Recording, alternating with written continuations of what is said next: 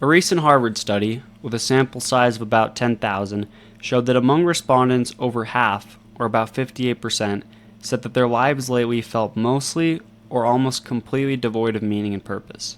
In that same study, it was shown that among these respondents, for the people who claimed their lives felt meaningless, over half had severe amounts of depression and anxiety, with over a quarter experiencing recurring suicidal thoughts.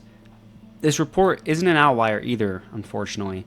Since 2014, the CDC has reported that suicide in individuals among the ages of 10 to 34 has become the overall second leading cause of death. People on average have less friends, go outside less often, and spend significantly more time online than ever before. Now don't get me wrong, I'm not here to make this any worse. I'm not here to just point my finger at a problem without even trying to solve it. The reason I'm making this video is because I think a lot of people, myself included, have found that the quest for meaning and purpose in life has become harder than ever. Society in general, but young people especially, are struggling today in a real existential way. And although there's no easy fix or simple way to confront this problem, I think that each of us in our own lives can make that situation a little better. Although we can't change everything, like the circumstances of the world and our lives, we can look inward and work towards a mindset which might make the whole situation just a little bit less overwhelming. So, to start, I'd like to just identify a few core pillars or causes which are contributing to this problem. I'm going to go about explaining each of them individually and examine how we can change ourselves or our perspective to try to find a better sense of meaning in our lives. Of the many different causes, I believe I've identified 5 of the major ones worth focusing on. Number 1 is going to be social media and technology. Number 2 is our broken dating market here in the US. Number 3 is the degradation of societal values. Number 4 is addiction and escapism, which I made an entire video on. And number 5 is the general lack of direction or purpose in the world due to the state of, modern life. The point I'm about to make might seem obvious to you. Hell, I haven't even made it yet, and I'm sure you already know exactly where I'm going with this. Yes, obviously to some extent, social media and modern technology has contributed to the problem of meaninglessness. Big shock. But although this is something you're already likely aware of, I'd like to take a deeper look at the topic and see if having a better understanding of exactly how it's affecting us might make the issue overall less severe. First off, I want to talk to you guys about neural pathways, dopamine and serotonin. You see, an animal in nature will naturally evolve and adapt to its environment. Giraffes grow long necks to eat the high up leaves, birds develop specialized beaks for securing food, even colonies of ants specialize radically to suit the needs of their species. Humans are no different in terms of our function and biology.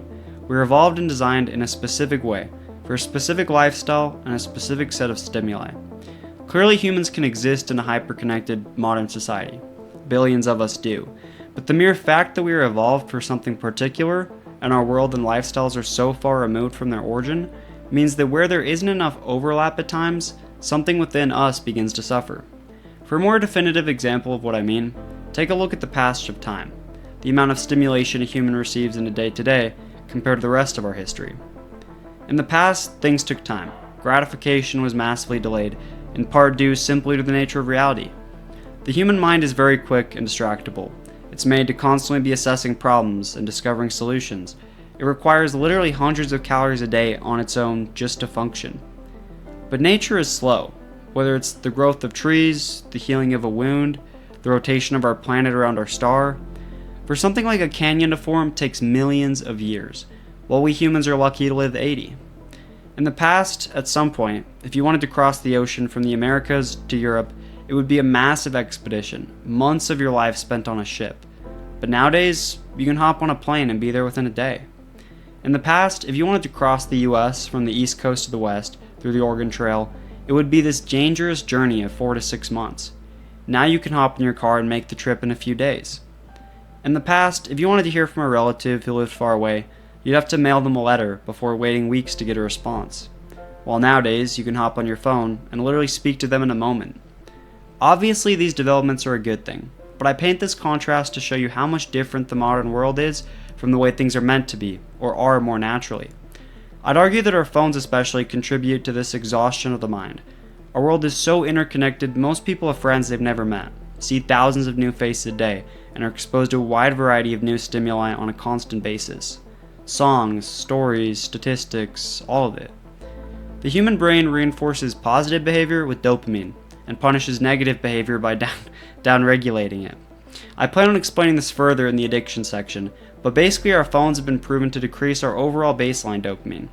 This is as if we were constantly spending a limited supply of money on little things, like morning coffee or random subscriptions, all the while we really should be saving that money and storing it up so we can cash it in on big purchases. Our phones make it harder to delay gratification, do uncomfortable things, and push ourselves through struggle for the greater good. They make us weaker when confronting the problems of life, and make us less able to decompress and recapitulate the events of our lives. As if we're always wired in, always overstimulated, and our minds never get a chance to rest. Like a muscle, I think our brains require some amount of rest and recovery to function. So when we continue to push our brains day after day, the homeostasis of our endocrine system collapses. Our reward system stops working correctly, and the overflow can make us feel more depressed, overwhelmed, lost, and confused. All of this, not even to mention the things this technology exposes us to on a daily basis. Be it shootings, the constant threat of nuclear war and global politics, sadness, horror, tragedy, drama, insecurity, competition. All of this can make us feel tiny and unequipped to take on our lives.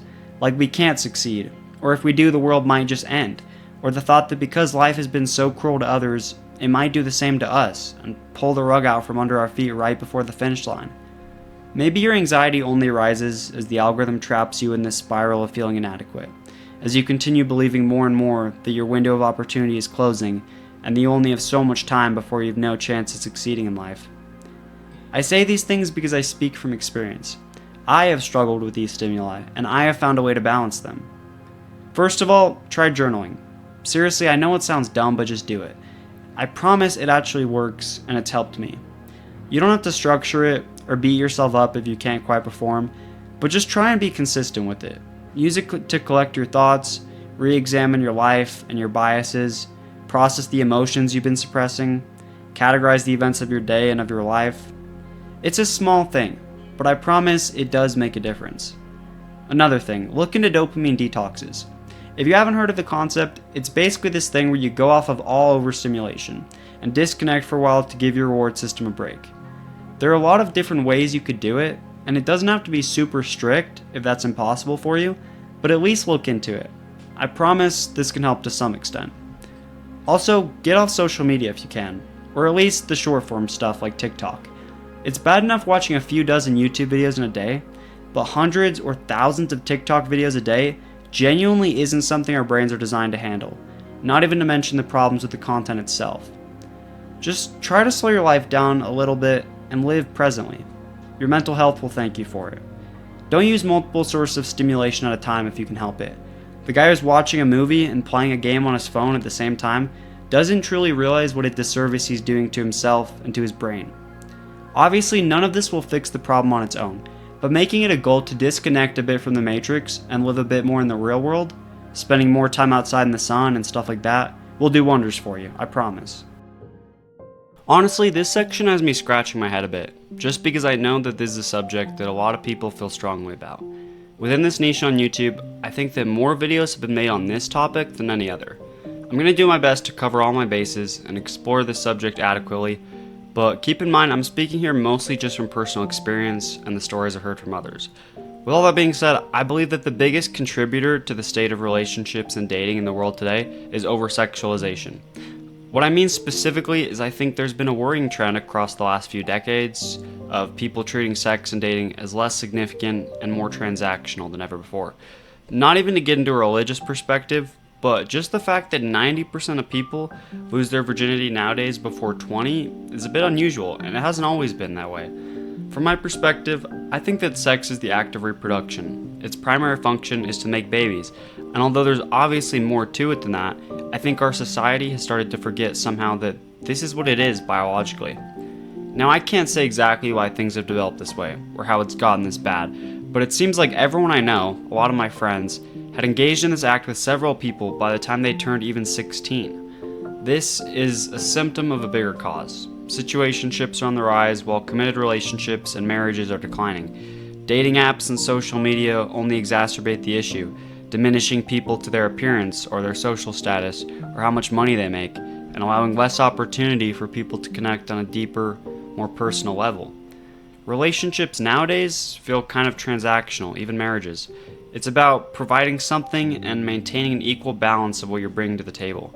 If one partner in the relationship suddenly feels like they can get more with someone else or providing more value than their partner, they just leave. A lot of young men have pulled out of the dating market entirely because they feel like there's too much competition online to get a girlfriend. Dating apps favor women more, and 70% of women are attracted to 30% of men, or whatever that common saying is. A lot of young women who maybe feel like they aren't as attractive or valuable as their peers also pull out of the dating market, but they still want attention and validation, so they sometimes resort to just stringing people along while never committing to anything seriously.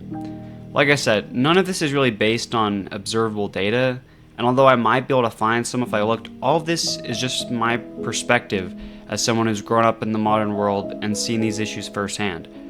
Obviously, in a video like this, where we're examining in depth exactly where meaninglessness comes from and why so many people feel it nowadays, the inability to find a romantic partner is an important factor.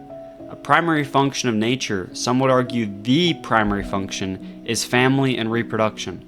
When a young man or woman, due to the circumstances of their society, finds themselves emotionally or physically isolated from that possibility, I think something within our minds reacts and causes us to feel this way. Perhaps the idea being that feeling of meaninglessness will be extra motivation to go find a mate. In terms of what can actually be done about this, it's hard.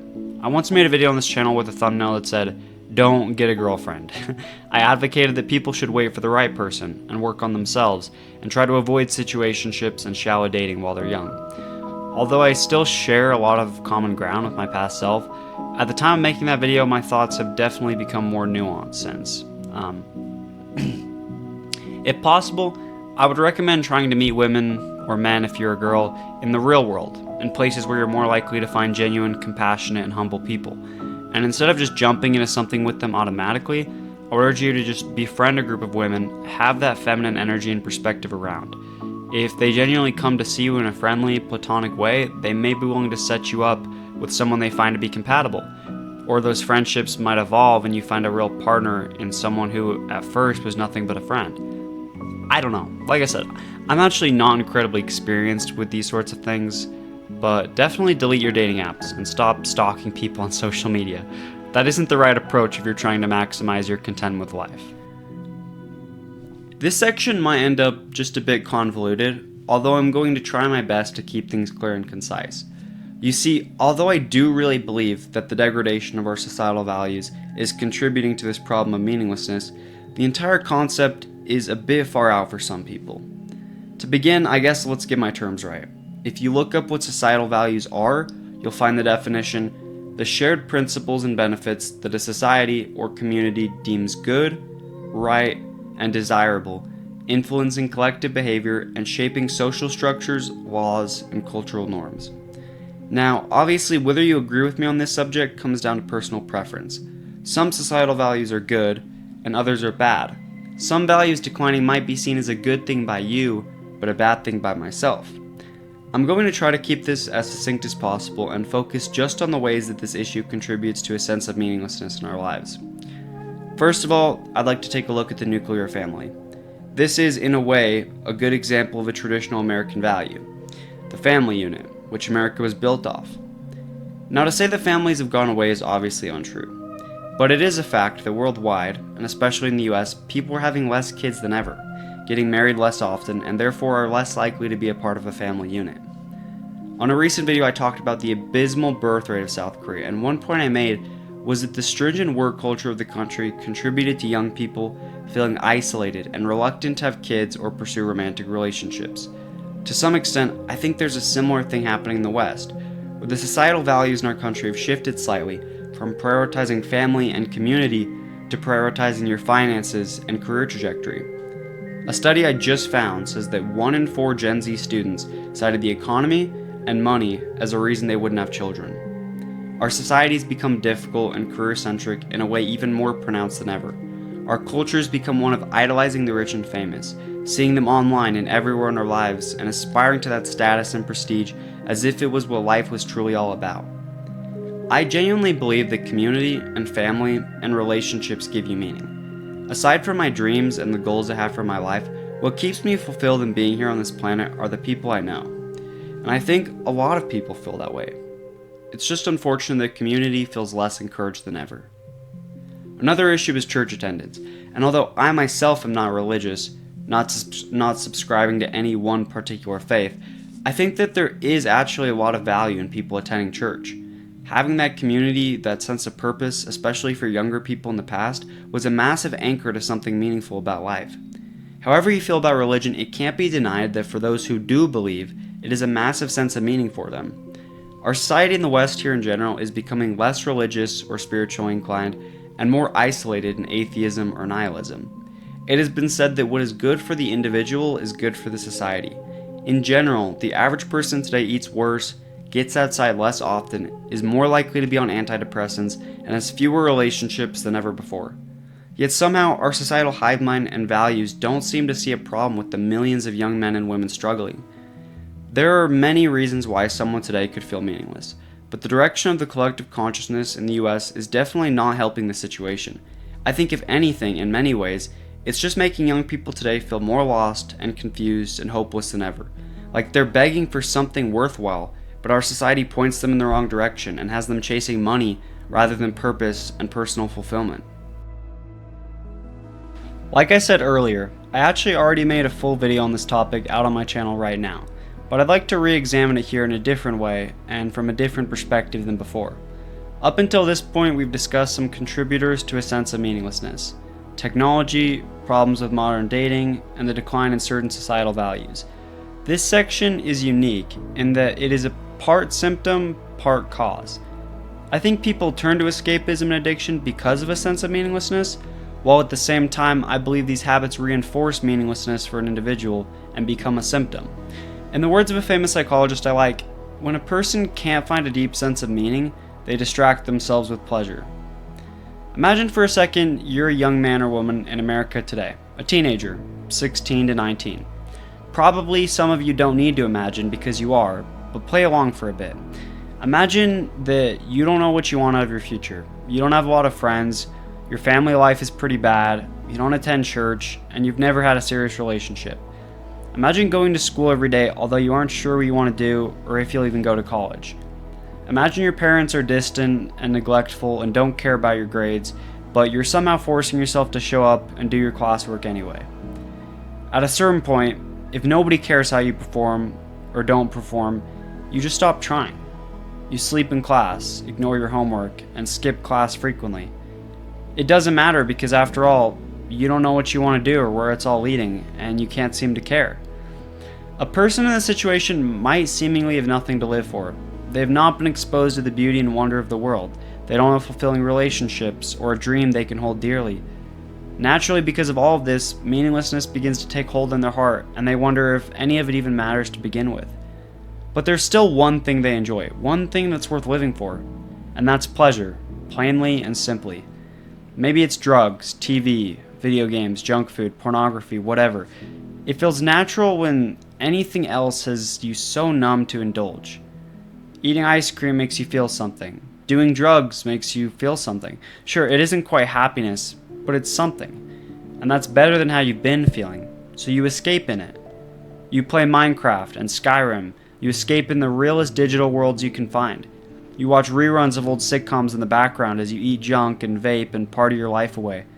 But eventually the things which seemed to fix the problem, which made you feel something, stop working quite as well. Suddenly, it seems like you only feel worse and worse, and you're chasing that feeling of pleasure which once came so easily. That emptiness inside you grows larger and darker as you find yourself trapped in a perpetual downward trend. If this story sounds familiar at all to you, congratulations. You, like many others, have been a victim of the problems of the modern world. Addiction and escapism are a trap, although they seem like the answer. They make us feel contentment at first, like although life is cruel, at least there is some bright spot. But over time it all becomes shallow, and you feel like a slave to these things which before had just been a casual indulgence. People in your life might have told you that your problems aren't real, that you don't know what real struggle is, People might tell you how much better you have it than someone else who's living in a third world country. But your problems are real, and you aren't wrong or unusual for getting sucked into this trap of addiction and escapism to combat them. The fact that so many young people go through this shows that this behavior is something more, something deep and intrinsic and part of the human condition. And dismissing that, telling young people that it's all in their heads or their suffering isn't real, dismisses the issue entirely. He who has a why can bear any how. This is a famous Friedrich Nietzsche quote, and I really feel like it emphasized the point here. People today aren't suffering purely because of the external world, but because they lack the meaning to confront the world as we're meant to. And this lack of meaning is not entirely anyone's fault, but a symptom of a much bigger cause. Addiction of any kind is known to alter your reward system, making hard things feel harder and meaningful things feel less meaningful. Although I could give you some tips on how to stop eating bad, or doing drugs, or using porn, I think that solving this problem isn't quite so simple. What this one takes is a deep sense of direction and purpose and accountability, knowing full well that letting go of your addictions and grounding yourself in reality is the only way to reach your dreams. Thus, I'll be saving my advice on this topic for the overall conclusion at the end of the video. I chose this topic to cover last because it's also going to be a conclusion of sorts for this video. You see, there's a fundamental point I've been touching on all throughout the video, and keen observers may have already noticed it. If you accept my premise that there's a growing trend of meaninglessness among young people, especially in society today, then you'll see that this entire video has been created to address that situation, to ask why it's happening, and to provide a solution. Throughout this video, I've covered multiple of the factors involved, giving you actionable steps to use in confronting that piece of the puzzle. This section is more so focused on arriving at a solution, or some form of a perspective to understand the broad scope and gain a little more meaning in our lives. As I said before, I think people are suffering today not always necessarily due to the external circumstance of our world, but due to the weakness of purpose and motivation to confront continuing challenges. I think in a way a person can adapt and overcome anything but meaninglessness, because although the human has the potential to be strong and capable, there needs to be something drawing us forward and demanding that strength for it to come out. I'm a believer in the idea that oftentimes you can kill many birds with a single stone. I think even big problems often have simple, albeit difficult, solutions. For the problem of meaninglessness, it can sometimes become this circular motion, this self-fulfilling prophecy, a downward trend that seems impossible to stop. The symptoms of meaninglessness, like I've addressed, become further causes until you find yourself too outmatched by the negative momentum of your life to be able to climb out of it. To break all of the causes of meaninglessness down at once is possible. It's almost necessary because the tiny steps don't seem to do much. But what it requires of you is something deep and powerful, and something most people lack. And that is, in short, purpose. Fans of my Halo Reach video essay will know I'm in love with this word and the concept, but it's because I really believe in the utility of understanding it. You see, our ancestors here in the US once stormed the beaches of Normandy, fighting at the risk of death, and many sacrificing themselves entirely for that battle. Humans are capable of overwhelming triumph, but what it requires is a powerful, all-consuming why. If we all believed that the fate of the world rested on our shoulders, that we alone could decide the fate and future of our species, perhaps then it wouldn't feel so difficult to struggle through the challenges of life. But because many of us feel directionless and unimportant, we begin our adolescence with a sense of just being lost. Growing up in the world today, kids are sent to school pretty young, educated by the system on math and science and history. But when are we taught to learn? To be curious, to comprehend the world and understand what we want with our lives? Perhaps it's a parent's job to do that, but many don't, and so many of us begin our lives confused, and finding a purpose as you go by the chaos of middle and high school can feel impossible. By the time many of us become adults, we still don't quite know what we want or who we are. But the world demands us to start making choices, to start deciding on the entire remaining course of our lives, so we do. At an age where we still feel purposeless and society has given us no clear direction other than the pursuit of money and career success, most people make choices based on fear or expectation or without consideration of what actually might fulfill them. You see, I know a lot of people have told me that they see no big purpose in their lives, they have no big dreams, and nothing they know of would make them happy.